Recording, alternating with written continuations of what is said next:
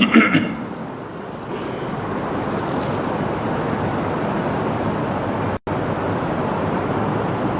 لله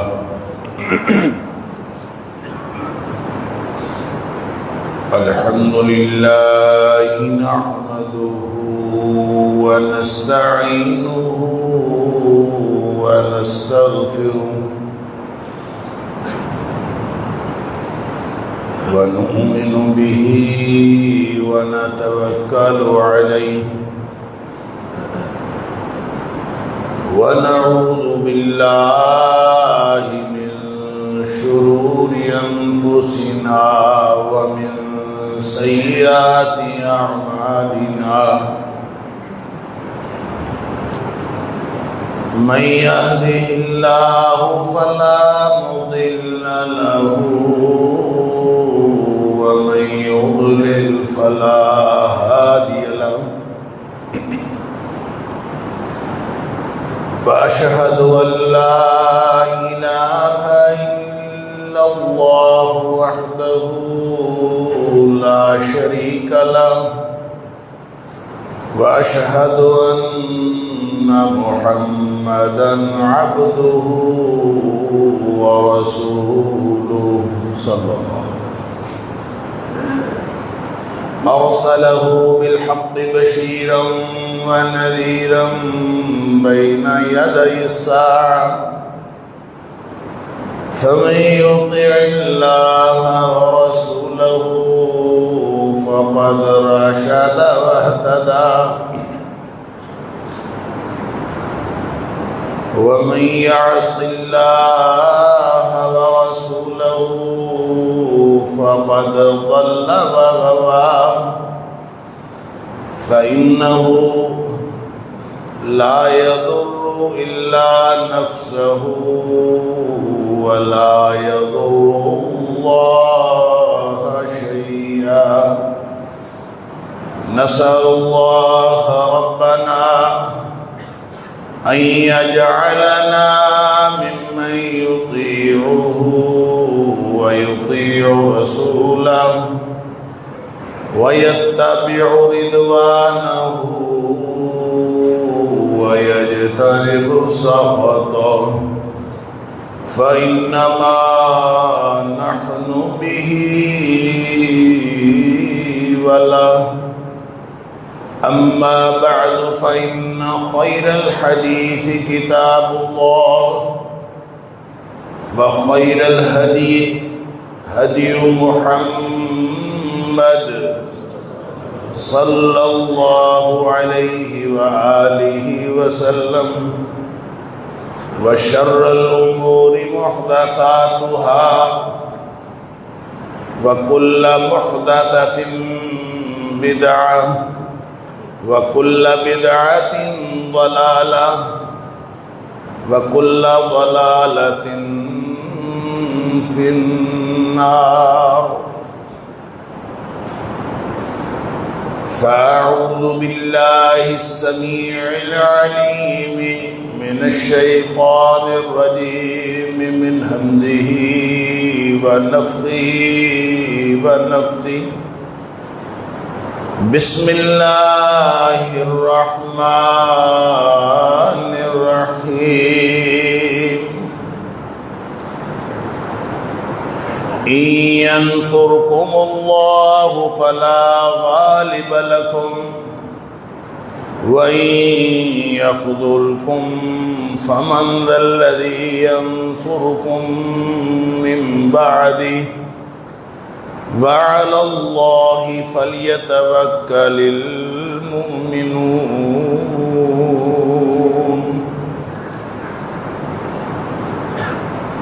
اگر اللہ تمہاری مدد کرے تو تم پر پوری دنیا میں کوئی غالب نہیں آ سکتا، اور اگر اللہ ہی تمہاری مدد چھوڑ جائے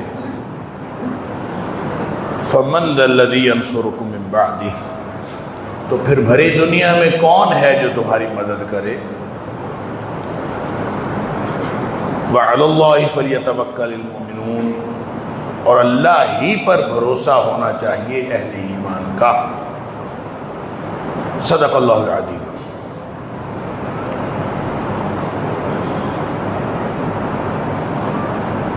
اللہ کے دین کو ماننے والے، اپنے آپ کو مومن کہلانے والے، پوری دنیا کے مسلمان انفرادی اور اجتماعی طور پر ایسی مغلوبیت کی حالت میں ہیں کہ انسان جب زیادہ غور سے سوچتا ہے تو ایمان متزلزل ہونے لگتا ہے کہ اللہ کی مدد کیوں نہیں آ رہی، اور اللہ نے قانون بھی یہ بتایا ہے کہ اگر اللہ کی مدد تمہارے ساتھ ہوتی تو تم کبھی مغلوب نہ ہوتے۔ ہم مغلوب ہیں، بحیثیت ملت اسلامیہ ہم مغلوب ہیں۔ ہمارے اوپر چڑھائی کرنے والا ہندو بنیا ہو یا یہودی ہو یا کوئی بھی ہو، مغلوبیت کی صورت کوئی بھی ہو، لیکن حالت یہ ہے کہ ہم حالت مغلوبیت میں ہیں۔ ہمارے اوپر دنیا غالب آئی ہوئی ہے اور ہم مغلوب ہیں۔ وہ اسلام جو غالب آنے کے لیے آیا تھا وہ مغلوب ہے۔ تو ایسی صورتحال میں جب ہم اپنے آپ کو فلسطینیوں کے حوالے سے یا کشمیریوں کے حوالے سے بے بس پاتے ہیں، دنیا کے مظلوم، مقہور، مجبور مسلمانوں کے لیے ہم اپنے آپ کو بھی بے بس پاتے ہیں، تو ہمارے پاس سوائے ایک ہتھیار کے کہ ہم دعاؤں کے لیے، کہ ہم ان کے لیے دعائیں کریں، ان دعاؤں کے علاوہ ہمارے ہاتھ میں کچھ نہیں رہتا۔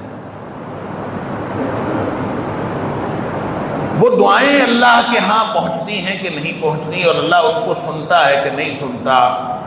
وہ سنتا تو ہر دعا ہے، لیکن ہر دعا کو قبولیت کا اس نے ایک قانون بنایا ہوا ہے۔ اور میں نے عرض کیا تھا گزشتہ جمعے میں کہ صرف یہ دعویٰ کر لینا کہ ہم مومن ہیں یہ کافی نہیں ہے، اس کے ساتھ عمل صالح کر کے دکھانا پڑتا ہے، نیکی کا حکم دینا پڑتا ہے، برائی سے منع کرنا پڑتا ہے، اپنے معاشرے کو اسلامی اور مومنانہ معاشرہ بنانا پڑتا ہے، پھر اللہ دعائیں قبول کرتا، ورنہ اللہ دعائیں بھی قبول نہیں کرتا۔ باوجود اس بات کے کہ نیک لوگ دعائیں کر رہے ہوتے ہیں، لیکن وہ دعائیں اللہ قبول نہیں کرتا۔ کیوں؟ اس لیے کہ بحیثیت مجموعی مسلمانوں کا معاشرہ اس حد تک پہنچ چکا ہوتا ہے۔ میں نے ایک حدیث آپ کے سامنے رکھی تھی کہ نبی اکرم صلی اللہ علیہ وسلم نے فرمایا لا تأمرون بالمعروف ولا تنهون عن المنکر، تمہیں لازماً نیکی کا حکم دینا پڑے گا اور لازماً برائی سے منع کرنا پڑے گا۔ او لیوشکن اللہ بعقاب منہ، نہیں تو پھر اللہ تعالیٰ تمہارے اوپر ایک عذاب کی کیفیت مسلط کر دے گا۔ جب وہ عذاب کی کیفیت مسلط ہوگی تو پھر کیا ہوگا؟ اس کے بارے میں دو طرح کے الفاظ آئے ہیں حدیث میں۔ ایک تو یہ ہے کہ ثم تدعونہ فلا یستجاب لکم، پھر تم اللہ سے دعائیں کرو گے حالت عذاب میں، لیکن اللہ تمہاری دعائیں قبول نہیں کرے گا۔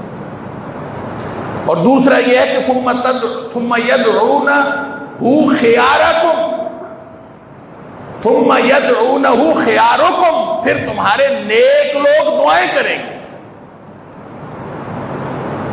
فلا یستجاب لہم، اور ان نیک لوگوں کی دعائیں بھی قبول نہیں۔ تو سوچنے کی بات یہ ہے کہ ہم کہیں ایسی کیفیت میں تو نہیں ہیں کہ ہماری دعائیں اللہ کے قانون کے مطابق جو ہر وقت سنی جاتی ہیں اور ہر وقت قبول ہوتی ہیں، اجیب دعوت الداعی اذا دعان، عام قانون یہی ہے کہ جب بھی کوئی پکارے، جہاں بھی کوئی پکارے، میں اس کی دعا قبول کرتا ہوں۔ لیکن جب حالت عذاب آتی ہے تو حالت عذاب میں لوگ دعائیں کرتے ہیں، اللہ ان کی دعائیں قبول نہیں کرتا۔ کہیں ہم ایسی کیفیت میں تو نہیں؟ اسی لیے ہماری دعائیں ضائع ہو رہی ہیں، ہم حالت عذاب میں اپنے کرتوتوں کے سبب۔ تو میں نے عرض کیا تھا کہ پہلی شرط یہ ہے دعاؤں کی قبولیت کی، اللہ کی مدد حاصل کرنے کی، اللہ کی مدد کا استحقاق حاصل کرنے کی، اللہ کی مدد کا مستحق بننے کی جو سب سے پہلی شرط ہے وہ ایمان۔ اور ایمان کرنے کا کام ہے، میں نے آپ کو پچھلے جمعے میں اس کی تفصیل عرض کی۔ دوسری شرط ہے عمل صالح۔ اگر آپ عمل صالح نہیں کرتے، ویسے تو یہ ساری شرائط ایک دوسرے کے ساتھ جڑی ہوئی، ہو نہیں سکتا کہ کوئی مومن ہو اور وہ عمل صالح کرنے والا نہ ہو۔ اس کی وجہ ہے کہ ایمان وہ ایک تحریک ہے، ایمان انسان کے دل و دماغ کے اندر ایک آگ لگا دیتا ہے۔ جب ایمان آ جاتا ہے تو پھر انسان عمل کیے بغیر رہ نہیں سکتا۔ ایسا نہیں ہوتا کہ کوئی دعویٰ ایمان بھی کرتا رہے اور اس کے اندر عمل کی ہمت بھی نہ آئے، یہ ہو نہیں سکتا۔ پھر جب ایمان آ جاتا ہے تو انسان ادھر سے سنتا ہے اور سنتے ہی فوراً سرگرم عمل ہو جاتا۔ اللہ اکبر۔ سورہ بقرہ کی آخری آیات پڑھ لیجئے۔ آمن الرسول بما انزل الیہ من ربہ، یہ پورا جو آمن الرسول کی یہ دو آیات ہیں یہ ایمان کے لیے ہے کہ ہم پوری ایمان کی تفصیل ہے۔ وملائکتہ وکتبہ ورسلہ لا نفرق بین احد من رسلہ، پوری تفصیل۔ لیکن ہوتا کیا ہے، اس کا اثر کیا ہے؟ فرمایا وقالوا سمعنا واطعنا۔ جب ایمان آ جاتا ہے تو پھر سننے اور عمل کرنے کے درمیان تردد اور سوچ کا وقفہ نہیں ہوتا، پھر آدمی فوراً سرگرم عمل ہو جاتا۔ اللہ ہمیں ایسا ایمان نصیب فرمائے۔ تو یہ جو پہلی شرط ہے ایمان، اس کے ساتھ ہی دوسری شرط ہے وہ عمل صالح۔ سورہ والعصر کے اندر بھی اللہ کریم نے یہی فرمایا، والعصر ان الانسان لفی خسر، ہر انسان گھاٹے میں، ہر انسان خسارے میں، سوائے ان کے الا الذین آمنوا وعملوا الصالحات، سوائے اس انسان کے جو ایمان لایا، یا وہ انسان جو ایمان لائے وعملوا الصالحات، اور انہوں نے نیک عمل کیے۔ پھر اس کے بعد اگلا مرحلہ آتا ہے وتواصوا بالحق وتواصوا بالصبر۔ پھر جب اجتماعی طور پر معاشرے میں عمل کی کیفیت اور عمل کی جانچ پڑتال کا موقع آتا ہے تو پھر ایک دوسرے کو کہنا پڑتا ہے، حق کی تواسی، حق کی وصیت، حق کی تاکید کرنی پڑتی ہے۔ اور جب آپ معاشرے میں حق کی تاکید کرتے ہیں تو یہ ممکن نہیں ہے کہ کبھی ٹکراؤ اور تصادم کی صورت پیدا نہ ہو، اور جب تصادم کی صورت پیدا ہو تو وتواصوا بالصبر، تو پھر ڈٹے رہنا۔ اگر یہ کیفیتیں ہیں تو دین تو اللہ نے غالب ہونے کے لیے بھیجا ہے۔ والذی ارسل رسولہ بالہدی ودین الحق لیظہرہ علی الدین کلہ، سارے ادیان پر اللہ کا دین غالب ہو جائے۔ یہ غالب ہونے کے لیے آیا، یہ مغلوب ہونے کے لیے نہیں آیا۔ لیکن ہم دیکھتے ہیں کہ مسلمان مغلوب ہیں۔ ہماری مغلوبیت، ہماری مجبوری، ہماری بے بسی ختم ہونے کا نام نہیں لیتی۔ سن لیجئے ایک اور شرط اللہ کریم نے، اللہ کے رسول صلی اللہ علیہ وسلم نے واضح فرمائی۔ ایک حدیث ہے نسائی شریف کی، نبی کریم صلی اللہ علیہ وسلم نے فرمایا کہ انما ینصر اللہ هذه الامة بضعیفها۔ سبحان اللہ، کہ اللہ اس امت کی مدد کرتا ہے ان کے کمزوروں کی وجہ سے۔ انما ینصر اللہ بهذه الامة، اللہ اس امت کی مدد کرتا ہے بضعیفها، کمزور لوگوں کی وجہ سے۔ کمزور لوگ کون ہیں؟ پھر آگے اس کی تفصیل فرمائی، کمزور لوگوں کی کیا بات، کس وجہ سے اللہ تعالیٰ ان کی مدد کرتا ہے؟ فرمایا بدعوتہم وصلاتہم واخلاصہم، کمزور لوگ جو دعائیں کرتے ہیں ان کی دعاؤں کی وجہ سے اللہ تعالیٰ پورے معاشرے کے اوپر رحمتیں کرتے ہیں. کمزور لوگ جو نمازیں پڑھتے ہیں ان کی نمازوں کی وجہ سے اللہ تعالیٰ پورے معاشرے کے اوپر، پوری ملت کے اوپر رحمت کرتے ہیں. کمزور لوگوں کے اندر اخلاص ہوتا ہے، ان کے اخلاص کی وجہ سے اللہ تعالیٰ پورے معاشرے کے اوپر رحمتیں نازل کر دیتا. گویا طاقتور کی وجہ سے نہیں، امیر لوگوں کی وجہ سے نہیں، مضبوط لوگوں کی وجہ سے نہیں، جو مالی طور پر، جسمانی طور پر، معاشرتی اعتبار سے، سماجی اعتبار سے جو کمزور لوگ ہیں ان کی وجہ سے اللہ تعالیٰ اس امت کی مدد کرتا. لہذا اس کا دوہرا معنی ہے، بلکہ کئی جہات ہیں اس حدیث کے مفہوم کو سمجھنے کے لیے. اللہ اکبر.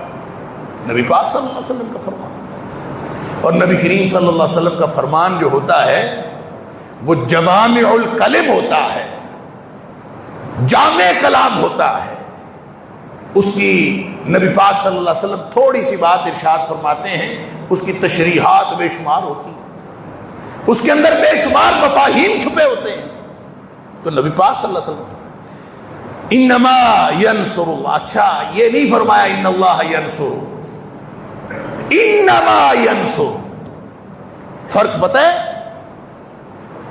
ان اللہ ینصر اور انما ینصر اللہ. انما اور انا میں فرق یہ ہوتا ہے، انا کا معنی ہوتا ہے بے شک اللہ مدد کرتا، لیکن جب انما عربی زبان میں کہا جاتا ہے تو اس کا مطلب ترجمہ لکھنے والے لکھتے ہیں سوائے اس کے نہیں، سوائے اس کے نہیں. اس کا مطلب یہ ہوتا ہے کہ جو بات اس کے بعد ارشاد فرمائی جا رہی ہے، انما کا کلمہ جس فقرے کے شروع میں لگ جاتا ہے اس کے بعد کلیے اور قاعدے کی بات بتا دی جاتی ہے، اور وہی بات ہوتی ہے، اس کے علاوہ کوئی بات نہیں ہوتی. انما ینصر اللہ ہذہ الامہ، اس کے علاوہ کوئی اور بات نہیں، بس صرف یہ ہے کیا کہ اللہ اس امت کی مدد کرتا ہے ان کے کمزوروں کی وجہ سے. اب کمزوروں کو دیکھ لیجئے، کمزور دعائیں کریں گے تو اللہ قبول کرے گا، کمزور نمازیں پڑھیں گے تو اللہ قبول کرے گا، کمزور اخلاص کا اظہار کریں گے تو اللہ قبول کرے گا. لگتا یوں ہے کہ دو طبقات ہم جب اپنے معاشرے کے اندر دیکھتے ہیں تو دو طبقات ایسے ہیں، یہ ہمارا مشاہدہ ہے، واللہ عالم، دلوں کے حال اللہ جانتا ہے. مشاہدہ یہ ہے کہ دو طبقات دین سے دور ہیں. ایک طبقہ جو بہت مضبوط اور بہت امیر ہے وہ بھی دین سے دور، اور وہ طبقہ جو کمزور اور غریب اور مفلس ہے وہ بھی دین سے دور. بس یہ درمیانی طبقہ کچھ ہے، میڈیاکر جن کو کہتے ہیں، متوسط طبقہ، ان کو کوئی دین کی سمجھ بوجھ بھی ہے، یہ سمجھ بوجھ کی یہ دین کو ترجیح بھی دیتے ہیں، نہ امیر ترجیح دیتے ہیں نہ مفلس ترجیح دیتے ہیں. مفلسوں کا تو حال یہ ہے، اللہ اکبر، معاشی طور پر بھی کمزور اور دینی اعتبار سے پرلے درجے کے باغی. میں نے شاید پہلے بھی بتایا ہوگا، میرا گھر بن رہا تھا تو رمضان آ گیا. رمضان بھی گرمیوں کا تھا، 3 4 6 سال پہلے. تو اب میں دیکھتا تھا کہ بیچارے مزدور سارے، ٹھیکیدار بھی، اور سارے جب وہ انہوں نے کام کرنا ہے تو وہ روزہ نہیں رکھتے تھے. تو میں نے ان سے کہا کہ تم ایسا کرو کہ تم روزہ رکھو اور 5 وقت کی نماز پڑھو. روزہ رکھو اور 5 وقت کی نماز پڑھو، میں تمہیں مزدوری پوری دوں گا، اور 1 مہینے کے لیے ہم کام بند کر دیتے ہیں. کام بند، لیکن یہ ضروری ہے کہ روزے بھی رکھنے اور 5 وقت نماز بھی پڑھنی ہے. یقین کیجئے وہ نہیں مانے، انہوں نے کہا ہم نے مزدوری کرنی. مزدوری کرتے رہے، اور وہ کیونکہ نماز پڑھنی اوکھی، ان کے لیے نماز پڑھنی زیادہ اوکھی۔ جن کی دعاؤں سے، جن کی نمازوں سے، جن کے اخلاص سے پوری امت نے فائدہ لینا تھا، پوری امت کو جس کا فائدہ ہونا تھا، ان کی حالت کیا ہے؟ لہذا نبی اکرم صلی اللہ علیہ وسلم کے فرمان کی جو ایک ڈائمنشن ہے، جو ایک رخ، وہ تو اپنے معاشرے کے اندر دیکھ لیجئے، جب تک کمزور طبقہ دعا، نماز اور اخلاص کے اوپر کاربند نہیں ہوگا، اللہ کی مدد نہیں آئے۔ انما ینصر اللہ ہذہ الامۃ بضعیفہم۔ نبی پاک صلی اللہ علیہ وسلم نے، نسائی شریف کی حدیث ہے، نبی پاک صلی اللہ علیہ وسلم نے کلیہ قاعدے کی بات بتا دی کہ مدد آتی ہے اللہ کی امت کے اوپر کمزور لوگوں کی وجہ سے۔ اب کمزور لوگ کون ہیں؟ جو نمازیں پڑھتے ہیں، جو دعائیں کرتے ہیں، جو اخلاص کا اظہار کرتے ہیں۔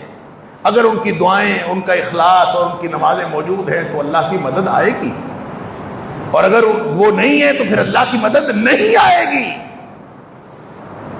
تو آپ معاشرے میں دیکھ لیجئے، اگر کمزور طبقہ دعا، نماز اور اخلاص پر کاربند ہے تو انشاءاللہ اللہ کی مدد آئے گی۔ اللہ کا وعدہ ہے، نبی پاک صلی اللہ علیہ وسلم اللہ تعالیٰ کی طرف سے بتا رہے ہیں، انما ینصر اللہ ہذہ الامۃ، اللہ اس امت کی مدد کرتا ہے بضعیفہم، اپنے کمزور، ان کے کمزور لوگوں کی وجہ سے۔ لیکن اس کا دوسرا پہلو جو پہلے پہلو سے زیادہ خطرناک ہے وہ یہ ہے کہ ہم کمزور لوگوں کو لفٹ کب کراتے ہیں۔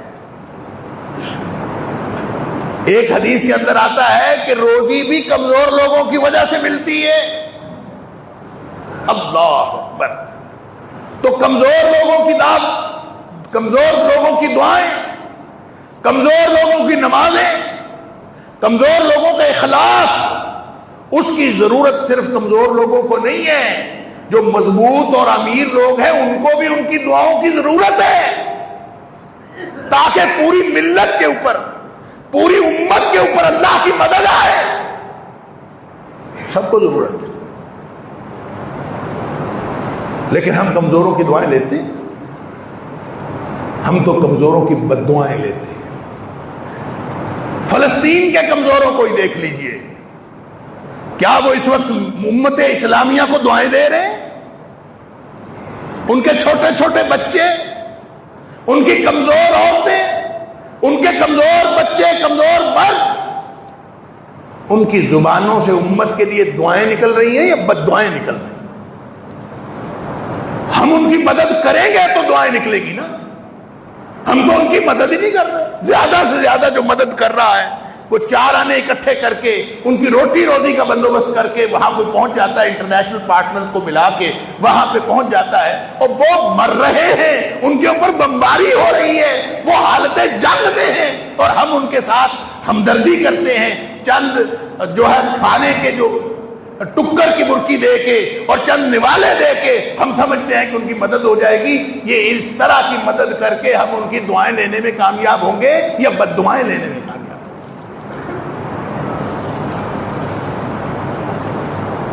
جب پاکستان ایٹمی قوت بنا تھا تو پاکستان کے علاوہ کسی دوسرے ملک میں جہاں سب سے زیادہ خوشی منائی گئی تھی وہ فلسطین میں، سب سے زیادہ خوشی انہوں نے منائی تھی۔ ان کا خیال تھا کہ ملت اسلامیہ کے پاس ایٹم بم آ گیا، امت کے پاس ایٹم بم آ گیا، اب ہماری حفاظت ہوگی، اب ہم مضبوط ہو جائیں گے۔ لیکن نتیجہ کیا نکلا؟ تو کمزور لوگوں کی وجہ سے ہمیں پوری امت کو اللہ کی مدد ملنی تھی۔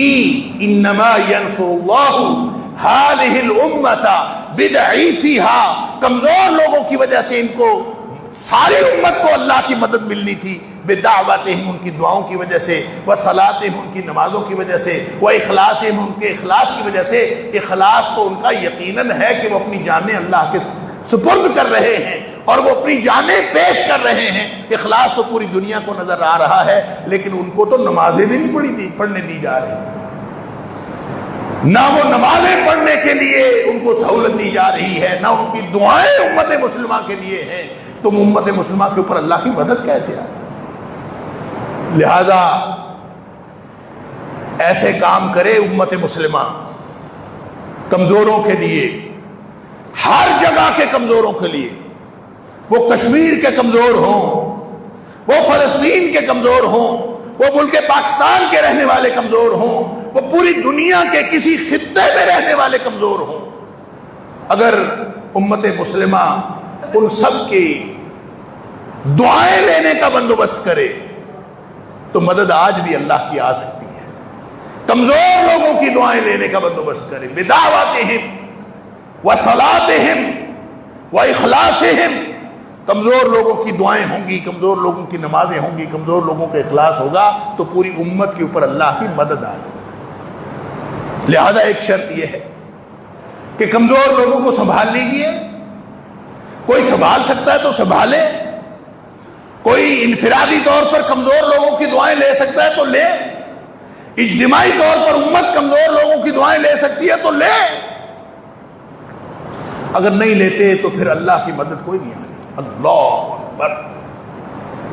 اسی طرح ایک اور شرط جو اللہ کریم نے مدد لینے کے لیے، مدد ہے تو میں نے پچھلے جمعے میں عرض کیا تھا کہ اللہ تعالیٰ نے فرمایا کہ مدد کرنا ہمارے ذمے ہے. کان حقا علینا، ہمارے ذمے ہے. نصر المؤمنین، مدد کرنا ہمارے ذمے ہے. لیکن کن کی مدد؟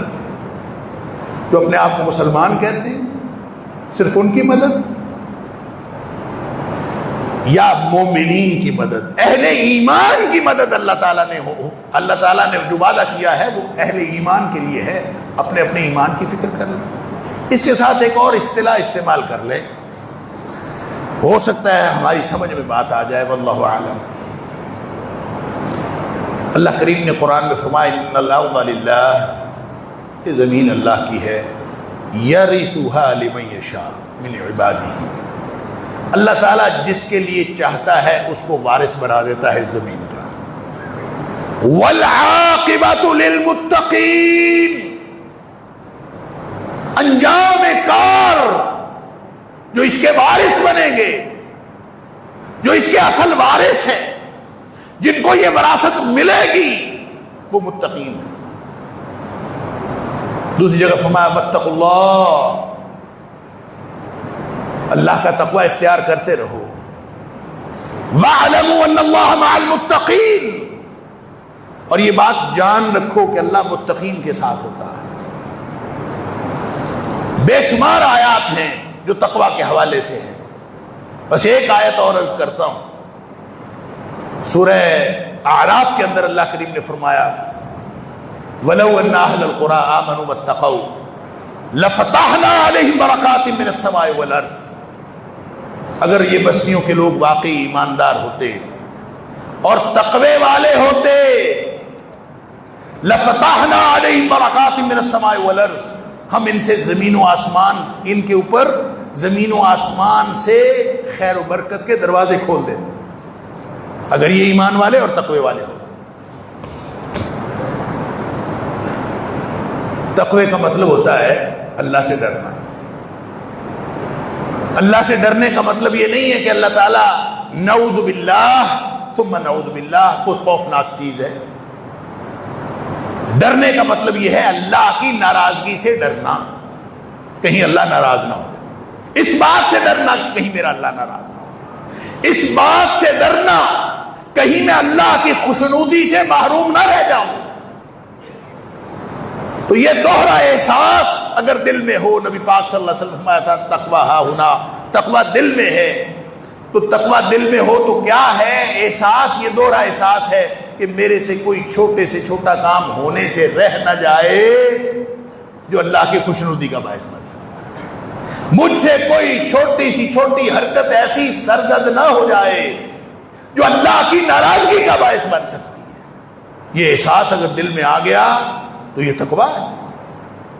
جس دن جس لمحے انسان کو یہ احساس ہو گیا کہ اللہ میں تیری ناراضگی سے بچنا چاہتا ہوں، میں کوئی چھوٹی سے چھوٹی ایسی حرکت نہیں کرنا چاہتا جس سے تو ناراض ہو جائے، یہ طے کر لیا، اور اللہ میں کوئی چھوٹی سی چھوٹی ایسی حرکت چھوڑنا نہیں چاہتا، ایسا چھوٹا سے چھوٹا کام رہنے نہ دوں، ایسا کوئی چھوٹے سے چھوٹا کام رہ نہ جائے جو تیری خوشنودی کا باعث بن سکے۔ جس دن انسان نے یہ طے کر لیا اس دن سے متقی۔ اس کا پھر عملی اظہار کیسے ہوتا ہے؟ اس کا عملی اظہار اسلام کے ذریعے سے ہوتا ہے، نمازیں پڑھنا، روزے رکھنا، حج کرنا، زکوٰۃ دینا، حقوق العباد پورے کرنا، لوگوں کی خدمت کرنا، یہ پوری زندگی کا جو ضابطہ اللہ کے رسول صلی اللہ علیہ وسلم نے دیا ہے، یہ سارے کا سارا ضابطہ یہ اپنے تقوی کو بڑھانے کے لیے ہے۔ یوں کہہ لیجئے اسلام ایک بہت بڑا دائرہ ہے، اس دائرے سے باہر جو لوگ ہیں وہ جتنے مرضی اسلام کے اوپر عمل کرتے رہیں، وہ مریضوں کی خدمت کرتے رہیں، وہ جانوروں کو تحفظ فراہم کرتے رہیں، وہ پوری دنیا کے انسانیت کی خدمت کرتے رہیں، اگر وہ دائرہ اسلام کے اندر نہیں آئے، وہ دائرے سے باہر ہیں، تو وہ جو عمل بھی کریں گے ان کو اس کا فائدہ تو ہوگا، لیکن دنیا میں فائدہ ہوگا، آخرت میں کوئی فائدہ نہیں ہو سکتا۔ اس لیے کہ جس مرکز پر پہنچنا ضروری ہے، جس مرکز پر پہنچنے سے آخرت ملتی ہے، وہ مرکز اس پورے دائرے کے درمیان میں ہے، مرکز ہے اس دائرے کا۔ لہذا جو اس باؤنڈری وال کو کراس کر کے باہر سے اندر آ گیا وہ مسلمان ہے، اس نے اسلام قبول کر لیا۔ باہر سے اندر آئے، اس نے ابھی جس نے باؤنڈری وال کراس کر لی، باہر سے اندر آ گیا، پہلے دائرے کے باہر تھا، اب دائرے کے اندر آ گیا۔ کیسے آیا؟ کلمہ شہادت پڑھ کے، اشہد ان لا الہ الا اللہ وحدہ لا شریک لہ واشہد ان محمدا عبدہ ورسولہ، جو ہی یہ کلمہ پڑھا تو وہ دائرے کے اندر آ گیا۔ لیکن دائرے کے اندر آنے کے بعد وہ اللہ کی طرف سے کسی مدد کا مستحق نہیں بنا،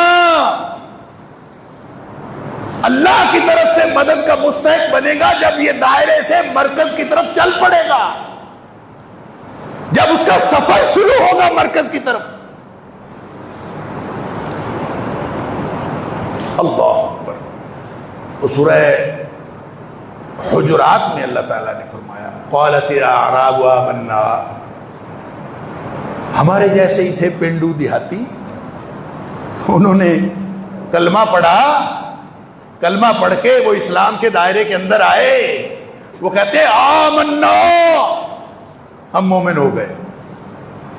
اللہ نے فرمایا قل لم تؤمنوا، ہے بھی صلی اللہ علیہ وسلم کو قانون بتا دیجیے، قانون یہ ہے کہ لم تؤمنوا، تم مومن نہیں ہوئے، ولیکن قولوا اسلمنا، ہاں اتنی بات کہہ سکتے ہو ہم مسلمان ہو گئے۔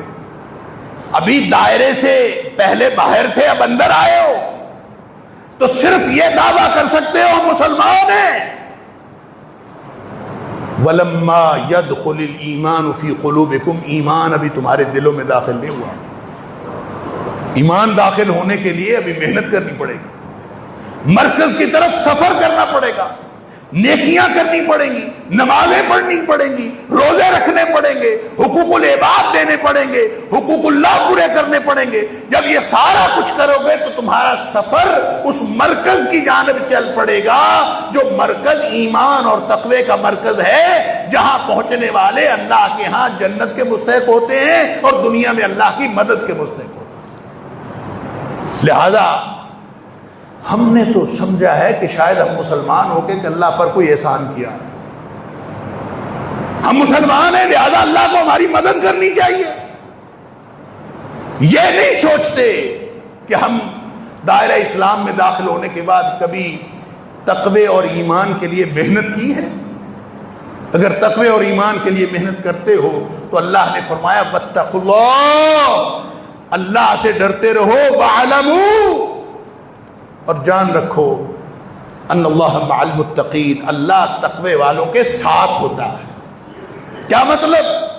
اگر تم نے زندگی کی پالیسی یہ بنائی ہو کہ ہر کام میں اللہ کی ناراضگی سے بچنا ہے اور ہر کام میں اللہ کی رضامندی حاصل کرنی ہے، تمہاری داخلہ پالیسی اس کے مطابق بنے، تمہاری خارجہ پالیسی اس کے مطابق بنے، تمہارے گھر کا بجٹ اس کے مطابق بنے، تمہارے ملک کا بجٹ اس کے مطابق بنے، تمہاری معاشی پالیسی اس کے مطابق بنے، اگر پورا معاشرہ اس کے مطابق ہوگا تو کیسے ہو سکتا ہے کہ اللہ کی مدد نہ آئے؟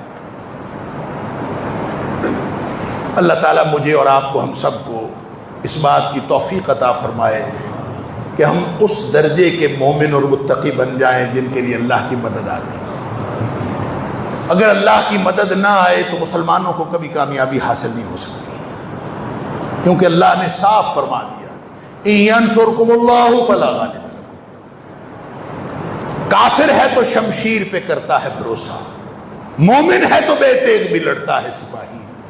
مومن کو کامیابی صرف اللہ کی مدد سے ملتی ہے، کافر کو ہتھیاروں سے بھی ملتی ہے، افرادی قوت سے بھی ملتی ہے، دنیا کے مختلف وسائل سے بھی ملتی ہے، لیکن مومن کو کامیابی ملتی ہے تو صرف اللہ کی مدد سے ملتی ہے۔ اور اللہ ہی اگر ہمیں چھوڑ جائے، وَإِن يَخْذُلْكُمْ، اگر اللہ ہی تمہیں چھوڑ جائے تو فَمَنْ ذَا الَّذِي يَنْصُرُكُمْ مِنْ بَعْدِهِ، تو پھر اس کے بعد کون ہے دنیا میں جو تمہاری مدد کرے؟ اس لیے آج مجھے اور آپ کو، ہم سب کو دوسروں کو ذمہ دار ٹھہرانے کی بجائے اپنے آپ کو ذمہ دار ٹھہرانا پڑے گا۔ میں ذمہ دار ہوں، ہم ذمہ دار ہیں۔ ہم اگر ذمہ داری قبول کریں گے اور پھر اپنے دل و دماغ کے اندر ایمان اور تقوی جاگزیں کریں گے اور اپنی زندگیاں تقوی اور ایمان کے تقاضے کے مطابق استوار کریں گے تو آج ہی اللہ کی مدد آ سکتی ہے۔ فضائے بدر پیدا کر فرشتے تیری نصرت کو، اتر سکتے ہیں گردوں سے قطار اندر قطار، اب بھی آج بھی اللہ کی مدد آ سکتی ہے، لیکن اللہ کی مدد آنے کے لیے وہ بنیادی تقاضے پورے کرنے کی ضرورت ہے۔ اللہ تعالیٰ مجھے اور آپ کو توفیق عطا فرمائے۔ وآخر دعوانا الحمدللہ رب العالمین۔